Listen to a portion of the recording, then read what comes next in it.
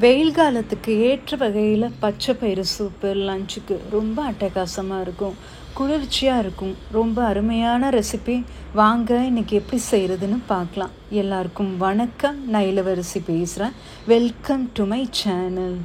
இன்னும் சப்ஸ்கிரைப் பண்ணலன்னா சேனலுக்கு மறக்காமல் சப்ஸ்கிரைப் பண்ணுங்க. உடனுக்குடனே அப்டேட் வேணும் அப்படின்னா பக்கத்தில் இருக்க பெல் பட்டனில் ஆளுங்கிற ஆப்ஷனை எனேபிள் பண்ணிக்கோங்க.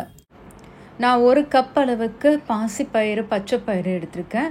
இது நீங்கள் நைட்டு கூட நீங்கள் வறுத்து ஊற வைக்கலாம், இல்லை காலையில் கூட உடனே கூட ஊற வச்சு கூட செய்யலாம். பொதுவாக நைட்டு ஊற வைப்பீங்க அப்படின்னா காலையில் லைட்டாக வேக வச்சுட்டு ஒரு 5 நிமிஷம் வேக வச்சுட்டு நீங்கள் குக்கிங் பண்ணிங்கன்னா ஈஸியாக கூட பண்ணலாம். இப்போ நான் இதை 1 கப்பு தோசைக்கல்ல சேர்த்துக்கிறேன். இதை நான் இப்போவே வறுத்து ஊற வச்சு மார்னிங் அப்போவே தான் நான் செய்ய போகிறேன். ஒரு சமைக்கும் போது ஒரு அரை மணி நேரம் ஊற வைக்கிற மாதிரி தான் செய்ய போகிறேன். இது ஜஸ்ட்டு கொஞ்சம் வறுபடணும். இது வறுபடும் பொழுது கொஞ்சம் வாசனை வரணும், அது வரைக்கும் இது வறுத்தா போதும். ரொம்ப வெயில் காலமாக இருக்கிறதுனால இந்த மாதிரி நேரங்களில் இந்த மாதிரி சூப்பு இந்த பாசிப்பயிறு சூப் மாதிரி வச்சு நீங்கள் சாதத்துக்கு அருமையாக செஞ்சு சாப்பிட்லாம். இப்போது வறுத்ததை இந்த மாதிரி தண்ணி ஊற்றி நான் ஊற வச்சுருக்கேன்.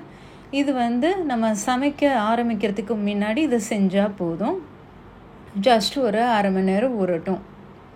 இப்போது இதுக்கு இந்த சூப்பு தயாரிக்கிறதுக்கு நம்ம புளிலாம் எடுத்து ஊற வச்சுக்கலாம். புளி ஒரு எலும்பிச்சை அளவு இல்லைன்னா நெல்லிக்காய் அளவு நீங்கள் எடுத்துக்கலாம். நான் ரொம்ப சின்னதாக நெல்லிக்காய் சைஸ் அளவுக்கு நான் எடுத்திருக்கேன். இப்போது நம்ம சமைக்க ஆரம்பிக்கலாம். ஃபஸ்ட்டு நம்ம குக்கரை வச்சாச்சு, அடுப்பு ஆன் பண்ணிக்கலாம். குக்கர்லேயே நம்ம குயிக்காக நம்ம செஞ்சிடலாம் ஈஸியாக. இப்போது குக்கர் நல்லா ஹீட் ஆனதும் நம்ம எண்ணெய் சேர்த்துக்கலாம். எண்ணெய் ஒரு 2லேருந்து 4 டேபிள் ஸ்பூன் அளவுக்கு எண்ணெய் சேர்த்துக்கோங்க. நம்ம வெங்காயம் வதங்கிறதுக்கு ஏற்ற மாதிரி நம்ம சேர்த்துக்கணும். இப்போ எண்ணெய் நல்லா காஞ்ச பிறகு ஒரே 1 டீஸ்பூன் அளவுக்கு கடுகு சேர்த்துக்கோங்க. கடுகு பொரிஞ்சு நல்ல வாசனை வந்தோடனையும் சீரகம் சேர்த்துக்கோங்க. சீரகம் ஒரு டீஸ்பூன் சேர்த்துக்கோங்க. 1/4 டீஸ்பூன் அளவுக்கு உளுந்தம்பருப்பு சேர்த்துக்கோங்க. அப்புறம் பெருங்காயத்தூள் கொஞ்சமாக சேர்த்துக்கோங்க. பெருங்காயத்தூள் கொஞ்சமாக சேர்த்துருக்கேன். இப்போ இது எல்லாமே போட்டு எல்லாம் வாசனை வந்ததும் ஒரு 4 வரமிளகாய் சேர்த்துக்கோங்க பிச்சு. இப்போ இந்த சூப்பு தயாரிக்கிறதுக்கு நான் சின்ன வெங்காயம் தான் பார்த்திங்கன்னா 1 கப் அளவுக்கு உரித்து வச்சுருக்கேன். அதோட ஒரு பச்சை மிளகாய் வச்சுருக்கேன்.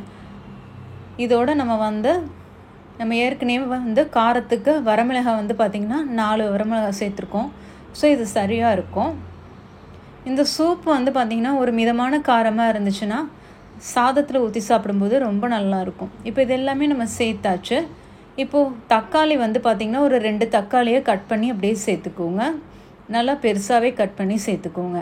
இதெல்லாம் சேர்த்து நல்லா வதங்கினதுக்கு பிறகு உப்பு சேர்த்துக்கோங்க. ரொம்ப ப்ரௌன் நிறத்தில் வெங்காயம் வதக்கக்கூடாது. ஒரு மீடியமாக ஒரு கலர் சேஞ்ச் ஆகி, அதாவது வெங்காயம் கொஞ்சம் வதங்கினா போதும், பச்சையாக இருக்கக்கூடாது. இப்போது உப்பெல்லாம் சேர்த்தாச்சு. கருவேப்பிலை சேர்த்துக்கலாம். கருவேப்பிலை ஒரு 2 கொத்து சேர்த்தா போதும். இப்போ இதெல்லாம் சேர்த்தாச்சு. அடுத்து நான் குழம்பு தூள் ஒரே 1 டீஸ்பூன் சேர்க்குறேன். அடுத்து தனியாத்தூள் பார்த்தீங்க அப்படின்னா ஒரு 2 டீஸ்பூன் அளவுக்கு சேர்க்குறேன். நீங்கள் குழம்பு தூள் இல்லைன்னா சாம்பார் தூள் கூட நீங்கள் சேர்க்கலாம். இப்போது எல்லாமே பொடியெல்லாம் போட்டு வதங்கினதுக்கு பிறகு கொஞ்சமாக மஞ்சத்தூள் சேர்த்துக்கோங்க. மஞ்சத்தூளும் சேர்த்துட்டு நம்ம புளியை நல்லா கரைச்சி வச்சுக்கணும். இப்போது கரைச்சி வச்ச புளியை நம்ம அதில் சேர்த்துக்கலாம். இந்த புளி தண்ணியில் அது நல்லா அந்த வெங்காயம் இதெல்லாம் கொஞ்சம் 1 நிமிஷம் வேகட்டும். பூண்டு 4லேருந்து 5 பல் பூண்டு, பெரிய பூண்டு நச்சு அப்படியே சேர்த்துக்கோங்க. இப்போது இது நல்லா கொதிக்கட்டும். தண்ணி நம்ம சூப்புக்கு ஏற்ற மாதிரி நமக்கு ஒரு 3 கப்பு சேர்த்துக்கலாம். 3லேருந்து 4 கப்பு வரைக்கும் சேர்த்துக்கலாம். 3 கப்பு போதுமாக இருக்கும். இப்போ இது எல்லாமே சேர்த்து நல்லா கொதிக்க விடுங்க. நல்லா இந்த மாதிரி கொதித்து எண்ணெய் பிரிஞ்சு பாருங்கள். அந்த தண்ணியில் சைடெல்லாம் எண்ணெய் பிரிஞ்சிருக்கும். இப்போ இந்த ஸ்டேஜில் தான் நம்ம நல்லா கொதித்த தண்ணியில் நம்ம பருப்பை சேர்க்கணும். இதில் உப்பு டேஸ்டெல்லாம் பார்த்துட்டு உப்பு தேவைப்பட்டால் சேர்த்துக்கோங்க. இப்போது பருப்பு ஊற வச்சோம் இல்லையா வறுத்து, அதை இதில் சேர்த்துக்கலாம். இந்த பருப்பை சேர்த்துட்டு இதை நல்லா குக்கரை ஹை ஃப்ளேமில் வச்சு நல்லா ஒரு 2 விசிலுக்கு நல்லா வேக விடுங்க. நல்லா கலந்து விடுங்க.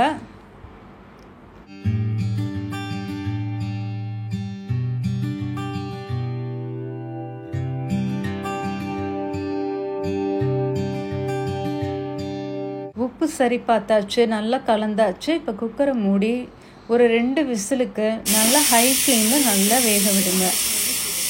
விசில் கம்ப்ளீட்டாக அது 2 விசில் வந்ததுக்கு பிறகு அமர்த்திட்டு நல்லா கொஞ்சம் நேரம் ஒரு 10 நிமிஷம் 15 நிமிஷம் விட்டுட்டு அது அப்படியே அந்த விசில் தணிஞ்ச பிறகு ஓப்பன் பண்ணிங்கன்னா அவ்வளோ சூப்பராக இருக்கும். இது பார்க்குறதுக்கு உங்களுக்கு தண்ணியாக இருக்கும். ஆனால் சாதத்தில் ஊற்றி சாப்பிடும்போது ஒரு உருண்டைக்கும் கொஞ்சமாக பாசிப்பயிரை எடுத்து வச்சு சாப்பிடும்போது அவ்வளோ சுவையாக இருக்கும். அந்த சின்ன வெங்காயம் பூண்டெல்லாம் முழுசாக இருக்கும். அதை அப்படியே எடுத்து வச்சு சாப்பிடும்போது அவ்வளோ டேஸ்ட்டாக இருக்குங்க. கண்டிப்பாக ட்ரை பண்ணி பாருங்கள். வெயில் காலம்னா இந்த மாதிரி குழம்பு செஞ்சு பாருங்கள், ரொம்ப அட்டகாசமாக இருக்கும். நான் ஒன்று சூப்பரான ஒரு ரெசிபி வீடியோவோடு சந்திக்கிறேன். நான் ஷேர் பண்ண இந்த ரெசிபி உங்களுக்கு பிடிச்சிருந்துச்சு அப்படின்னா மறக்காமல் சேனலுக்கு ஒரு சப்ஸ்கிரைப் பண்ணுங்கள். தேங்க்ஸ் ஃபார் வாட்சிங்.